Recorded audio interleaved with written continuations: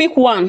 Ọ bụrụ na ị bi Port Harcourt, gị na nwunye gị bi Port Harcourt, ịmụọ na nwa, gị na di gị amụọ na nwa, gị na nwunye gị amụọ na nwa, ọ ịma nebọṅụ mụrụ nwa, ya wụrụ na ọ na klinik a na-akpọ Edona Clinic, ebe ọ nọ na Port Harcourt. Biko were na ọsọ were ije gawa na mkpọtọmkpọ agbaala.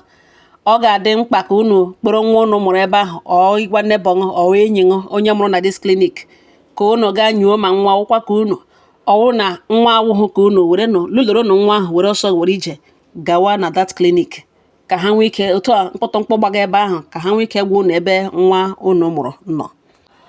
Ụlọ ọgwụ a nọ na Port Harcourt, Edona Clinic. A sị ihe ha na-eme ebe ahụ, these three witches unu hụga ebe a, agrani ndị agadi nwaanyị ka isi ya chaga white wụ ya wawo ọ ya wụ madam kpatakpata onye okwu nọ n'ọnụ. Arụ niile a na-aga ịkọ na ọ ya nwa ka o bue n'isi ya nwa ihe niile na-aga through ha ya nwa ma anya ya nwa na meditin. Dịka ha siri kwuo mgbe Chineke bupụtara ha gbaa ha n'anwụ, ihe a na-eme n'ụlọ ọgwụ awụ enwere ahụ nwa ọhụrụ amụrụ ọhụrụ nwụrụ anwụ, ha emeghị mbam, ekweghị eli ya, ha emeghị mbam, denwe werezie na-eri ọrụ. Kedu na ụdị ha ji nwa eri ọrụ?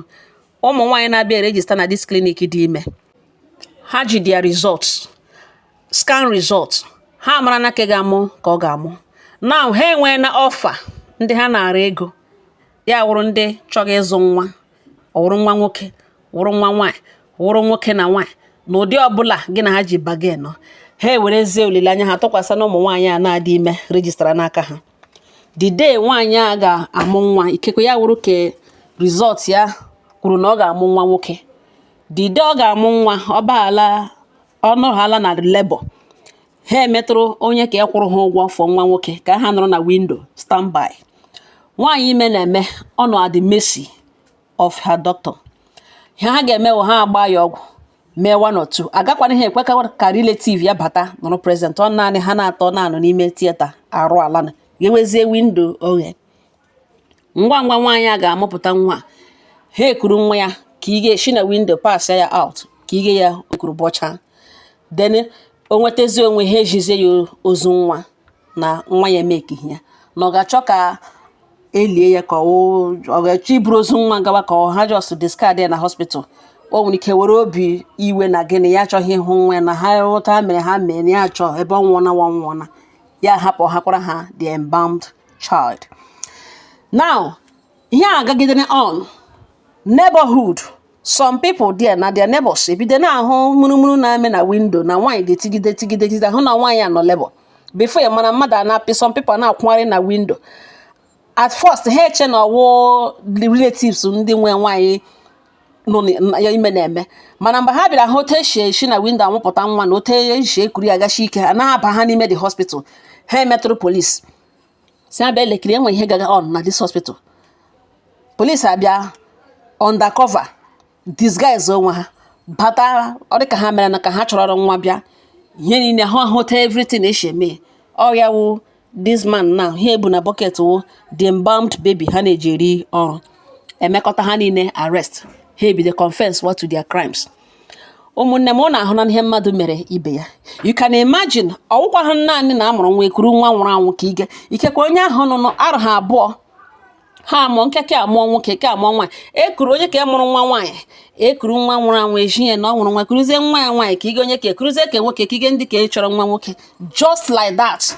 And ọ ya na-emeta onwe ike in future enwe ihe mere na nwoke na-ahụtazi na nwa ya awụghị nwa ya, na ọ hụtagaghị onwe ya n'ime nwa, na nwa awụghị ọbara ya, enwe ihe buru ha ga ụlọ wee test ya wụ na nwa ha awụghị nwa ya, asị nwaanyị na ịgbara na-eji ebure n'elu buru na kọ ya n'ala, nwa awụghị nwa nwoke. Enwe otu a ga-esi nwa enweghị nwaanyị a ga-ekwu a ga-ebelivu ihe niile ga-awụkwa na gịnị ọ chọbụ ikwu eziokwu. Befe ya mara mara eji akọkasha, befe ya mara nwaanyị na-asha aka ivunu nwa ya na tolitekwa ewe were ya iwe, sọ gịnị mere ọ chọghị iji ya onye mụrụ ya ejidekwe n'aka ya na agụgokwa n'ọwa anagharị nwaanyị elu bifo atọ ya ime. Enweghị onye ga suspect by the because gịnị o teele ihe mere ọ mmadụ ka a na-arịa. Biko ụlọ ọgwụ ọbụla nwunye m rejistara, discuss ya with doctor na ị ga-like ịnọ present ebe nwunye m na-amụ nwa. Ọ sị ha laṅụ mba na ọ dịghị allowed, unu gawa ebe ọzọ. Ọ ya ekwere ruo that day ya sịsị no, create a sin that no ihe akpara akpa with evidence no he disco na nwunye ng mụga nwa ebe ahụ na ọwụghị onye ọzọ na you want to be there. Nwanne nwunye ọwụwa onye body relative kwesịrị ịnọ present so that amụpụta nwa zugbo na lulolite elu alụlo igenye ya n'aka. All the very very important. Iru ala na that hospital ha sị na ọ dị ha allowed no ga no this and that and see na no agreement gị na nwunye ha sị mba ọnụ gawa ebe ọzọ. Ka ị hapụ ị na-efili na ịchọghị ịhụcha ihe a nwaanyị ụmụ nwaanyị na-eti n'afọ imewe ha ka ị pụọ nyezie ṅụ news na nwunye ṅa amụọ na ọ ga nwere ike nwa na-ekutere ṅụ awụhụ nwa ṅụ. Ọ dị mkpa ka ị dị involved otu anyị si dị involved tụọ nwunye gị ime dị fully involved. Ọ na ị gaghị anọ present chọọ nwanne gị ọ chọọ nwanne nwunye ṅụ onye nwunye ṅụ dị comfortable with ya soro baiga theater nọrọ standby nọrọ ebe ọ ga na-ahụ ihe na-eme nọ. All the very very important. A lot of families now be with nwa na-awụghị nwa ha otu ụbọchị a ga-achọpụta ọ agaghị achọpụta mana enweta echi chọpụta ọ gịnị ga-awa ọnọdụ family a. Ụmụnne m ọhịa m si m abịa gbotowara ụnụ this hospital enwere onye ma mụrụ dị a ọwụkwa naanị na this hospital ha megechakwa emege n'ihi na according to confession ha na-eme this embalmed child ha na-emechakwa nye dash ya to other doctors ha were ga eriri ọrụ return a na-apasịara ozu obere nwa from aka to aka and nwa na ugbe na onye amụkwara na nwere ike akpachara anya gbuo nwa ya for this purpose ka ha nwee nwa ha ga na-eji eririwa ọrụ.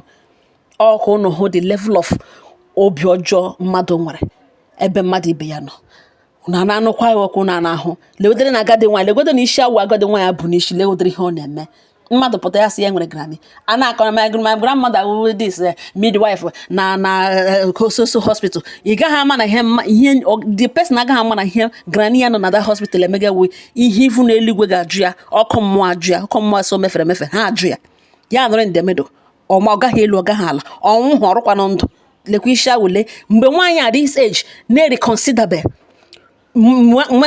ma haziwe ụzọ ya kedu mgbe ọ ga-eme.